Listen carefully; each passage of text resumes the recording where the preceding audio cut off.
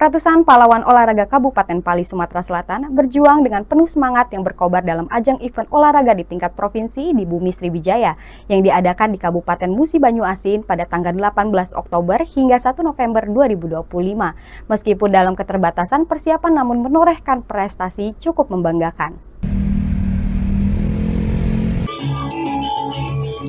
Ratusan pahlawan olahraga di Kabupaten Pali yang terdiri dari berbagai atlet berbagai cabur kini kembali ke bumi Serepat Serasan dengan torehan prestasi yang cukup membanggakan.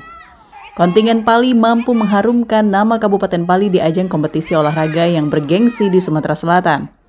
Meski terkesan persiapan cepat dan masih banyaknya fasilitas olahraga yang belum mencukupi serta berpacu dengan waktu, Kabupaten Pali berhasil menyumbang 20 medali emas, 35 medali perak, 55 perunggu dengan total medali 110 medali.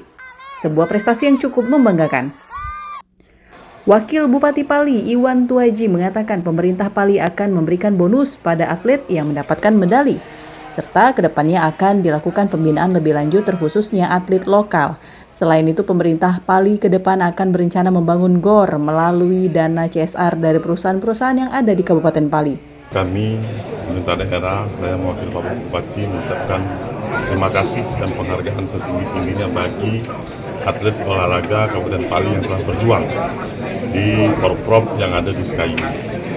Nanti pasti kita memberikan bonus terhadap siapa yang dapat medali emas, siapa yang dapat medali perak ataupun perunggu.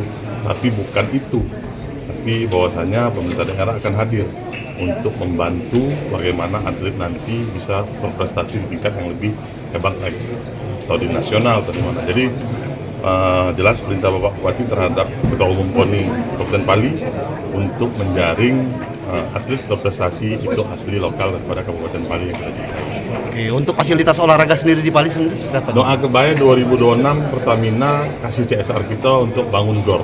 Jadi insya Allah kita punya GOR asli Kabupaten Pali, insya Allah 2026 kita bangun.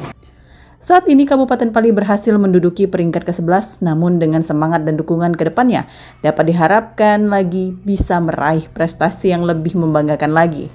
Dari Kabupaten Pali, Sumatera Selatan, Bisrun Silvana, iNews melaporkan.